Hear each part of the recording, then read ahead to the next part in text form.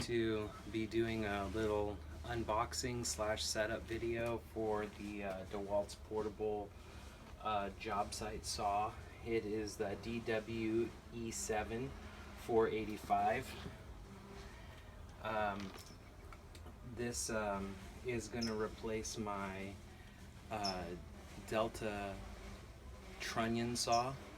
So this represents probably like a 50 or 60 years difference in production time. But I was having some issues with maintaining the old saw, and although I spent a lot of time fixing it up, this saw has more safety features than the older saw. So I felt like that was a solid move. So let's go ahead and get started. Have my little box cutter.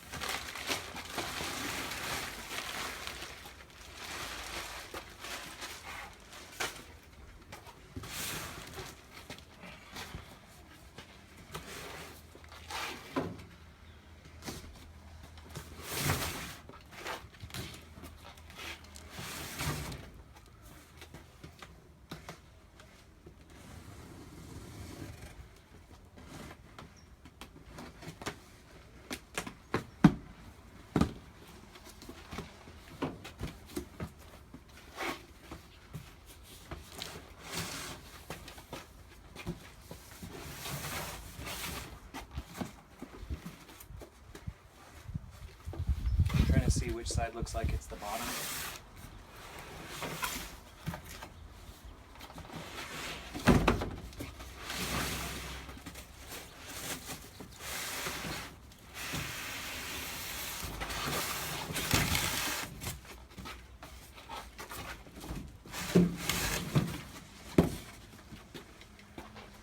Nothing else is in the box.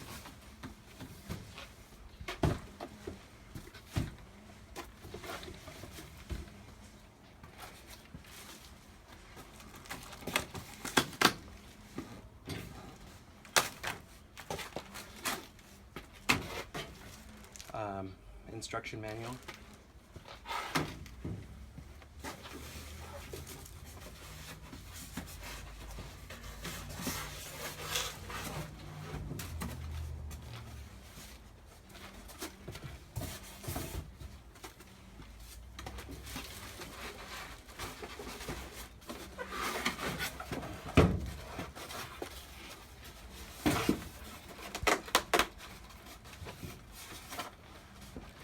In this side of the packaging, we see the safety guard and the anti-kickback fingers, and we also have a miter gauge.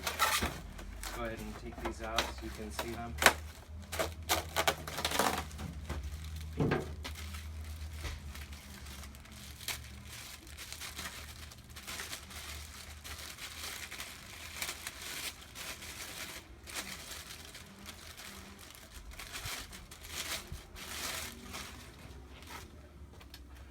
Oh, this is pretty nice. It has a keyed miter gauge so that it doesn't come up on you.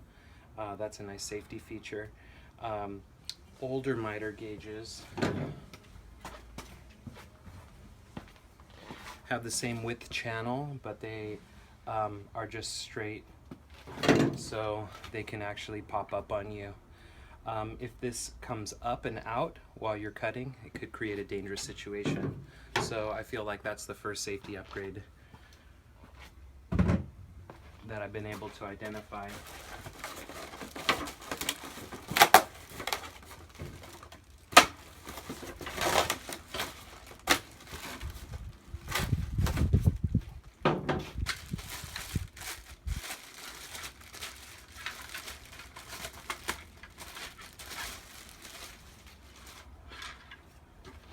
Oh, this looks really nice. Looks like it has two-sided, so it's for less weight. And then it has this this knife that will keep the pieces separated after you've cut them. So that's actually in the back of the saw, as the piece is already coming out the other side. You know, this is probably one of the most simple additions to the fence, the guard, and really stops the kickback action from happening. So this is called a riving knife, and so there's a little bit of a taper up here, so it kind of spreads it out, but really this eliminates most kickback. And then you can also attach your dust collection system here, so it looks like it can take a standard shop vac vacuum cleaner hose. So safety here and safety here. That's great. Let's put that aside for a second. About the packaging, I like to keep the packaging for just the initial 30 days. You have 30 days to return anything you buy here from a retail store in California. So if something's broken, I just don't even think about it. Or maybe you open up the box and you find something's missing or damaged. You don't need to keep the machine at that point. Just make sure you have your receipt, go back to the store, and swap it out for a new one that's undamaged. Some of the manufacturers, they want you to go through a process of dealing with them and shipping it to them. They'll send you a shipping label, then you'll ship it back and forth. I don't really think that that's realistic for something that you just bought. Maybe if in the extended warranty, in the first 90 days, let's say, something happens, you would probably keep the box for, I just recommend you keep it for that initial warranty period, maybe that first 90 days. Most of these machines are warranted for 90 days. And then if you need to ship it, then you just put it right back in here. The company sends you the shipping label. You don't pay for the shipping for it to go back in most cases when they've created a situation where they have a faulty piece of equipment.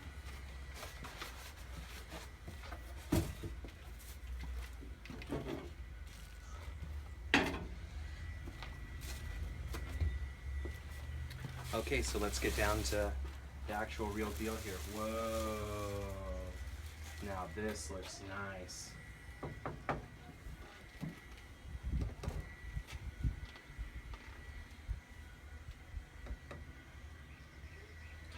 So let's see what we have here. Let's have some silica gel. Let's take that off.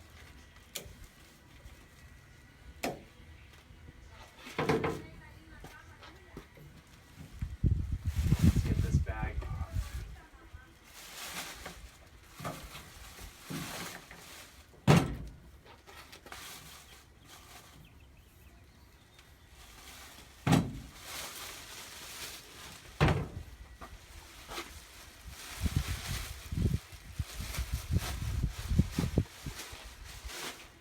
The silica gel is a desiccant. It just keeps the internal parts from rusting, so that's really important in these shipping scenarios.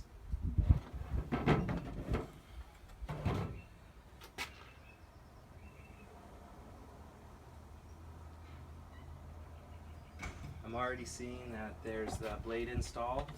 It looks like we can unlock it and just go straight at that. Wow.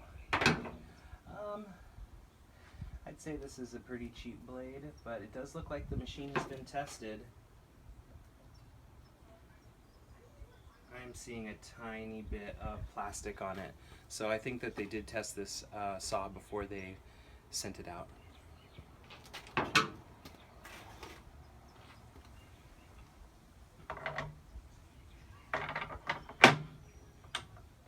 Nice lock. This is an added layer of safety so that this piece can't come out. That will really help you if you're pushing down a lot. The older style would just kind of like pop up. So again, another safety feature.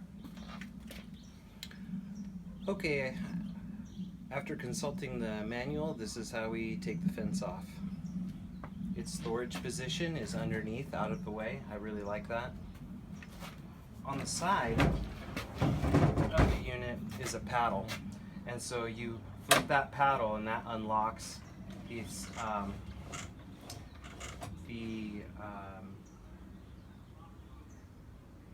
the fence mount. It has 2 gears, one in front and one in the back, so that both move at the same increment.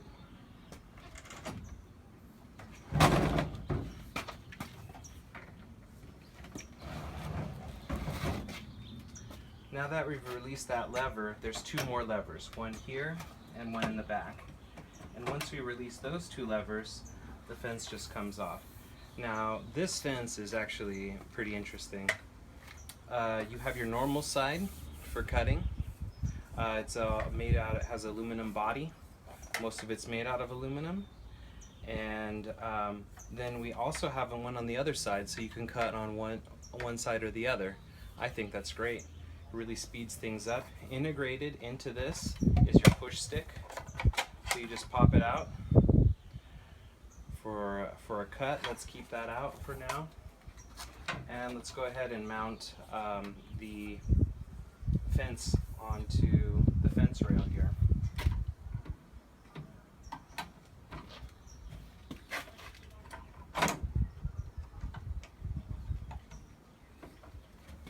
There's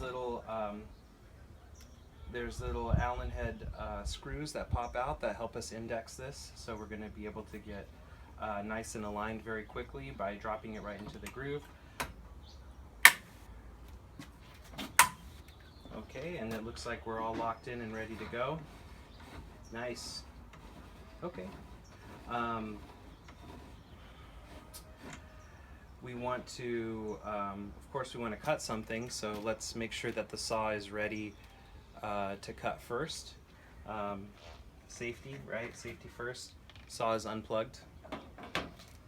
Let's unlock this cover plate. And I'm going to just check in here. Yeah, the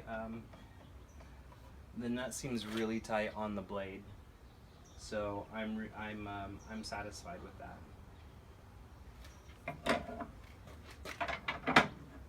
And we're going to lock the plate back in place, and well, I mean, we're going to cut something here, so let's go ahead and check out what other things this has going on for it.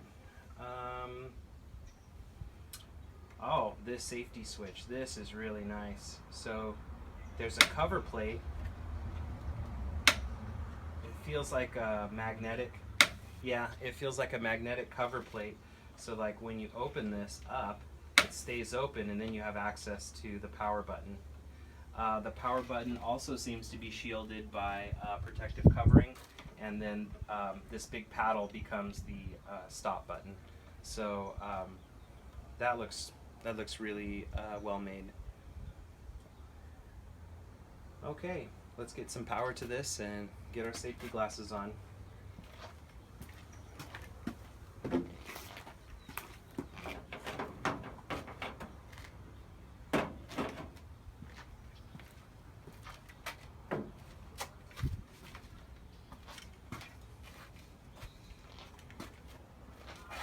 Okay, I have the push stick ready.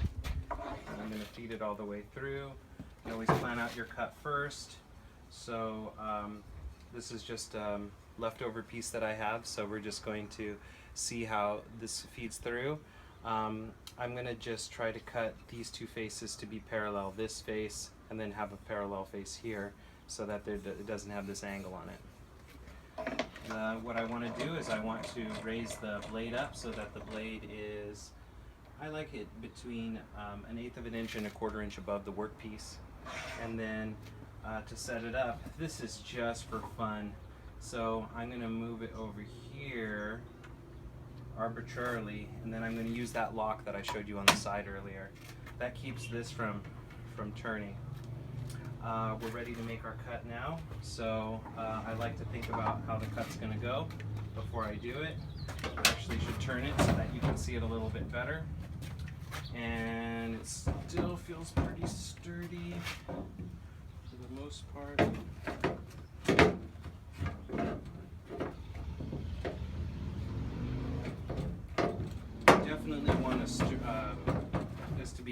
there it is. Okay, I like that. So you can see what happens next.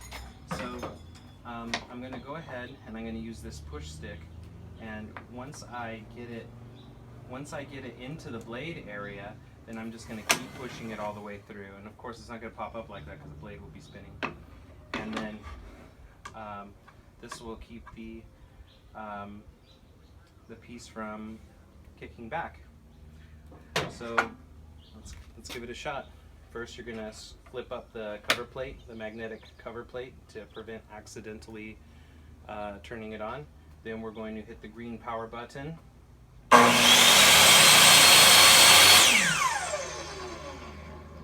Nice. Okay, we're ready to cut.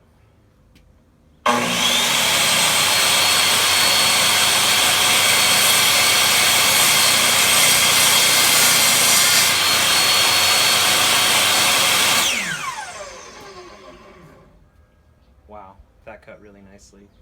So we have our piece has two parallel faces. The face isn't too nice that we cut, because this blade, let me raise it up a little bit higher. And when I'm going to talk about the blade, I don't really get close to the blade with the power still being connected. So now the power is completely disconnected. Let's bring this up a little higher. We can see that this blade really is like bare minimum blade. This is something that they shipped with it because it's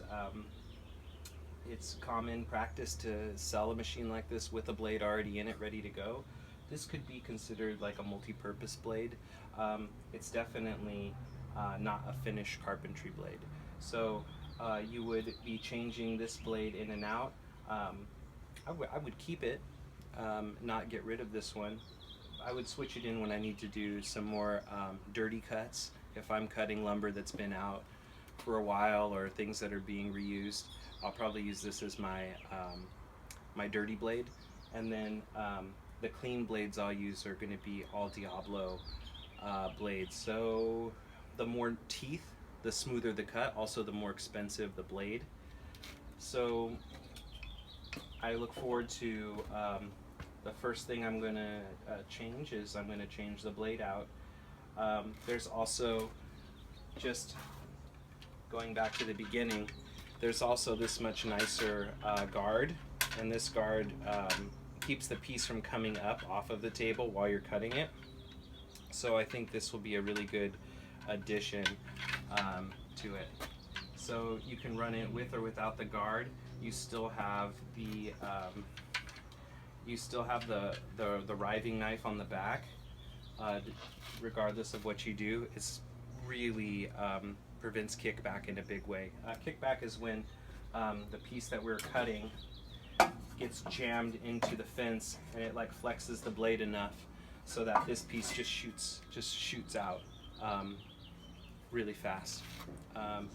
I've heard that the pieces shoot out so fast they can go through the wall of a garage. So you definitely want to stand to the side of this when you're cutting. Why am I focusing on this particular tool? This is probably the most essential tool that a carpenter or construction person has. This type of tool is invaluable in getting larger pieces down to the size that you need. If I had to say that what was the second most essential power tool, I would say the compound power miter saw. That's definitely good for a lot of like really great angles that you'd want to get on things, but this is definitely something that you just can't do without if you're going to be working in carpentry or on the job site. They also make a battery powered version of this, but I'm happier with the plug-in version. I don't like to worry about batteries on something like a table saw, but the option is there if you're comfortable with that. Overall, I'm really impressed with the construction of this. It seems very lightweight. Most of it is made out of cast aluminum. The top looks like plastic, but it's cast aluminum that looks like it's epoxy coated. So I feel like there's a lot of quality components in the construction of this, and it's making me pretty happy to think about using this, the first thing I'm going to do is cut some bigger pieces I have down to smaller pieces, so then I can use those smaller pieces quickly in smaller machines. So this, you can do a lot with the table saw, but it's definitely one of those tools that's in your collection of tools to complete an entire job. So I look forward to showing you different applications. Oh, before I forget, let's go ahead and put on the miter gauge. The miter gauge, let's just quickly go over that. We would pop both of these off so we can remove the fence. You would never use the saw with the fence on and the miter gauge. That's just not practical. Now that I've put the piece back in, aligned it, now I'm going to go ahead and grab.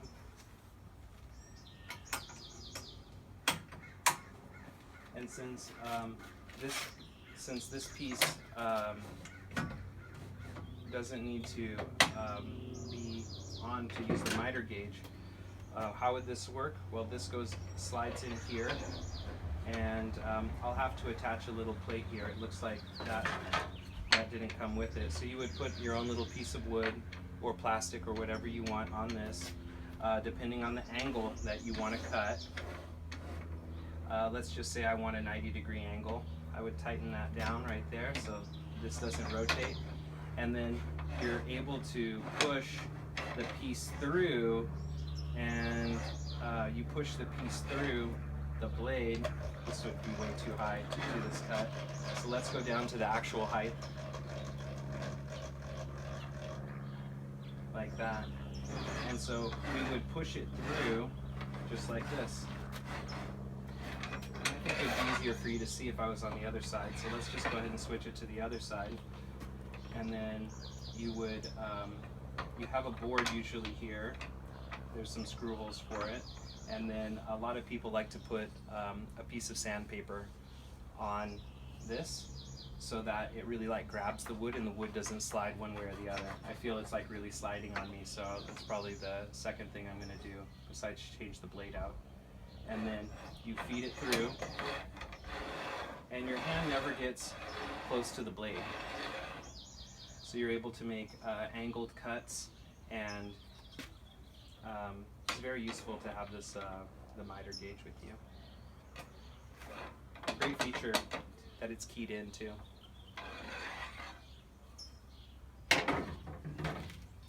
Alright, I hope that you've enjoyed my brief unboxing video and a little bit of the talk about the safety features on this new Dewalt contractor's job site saw, ultra portable.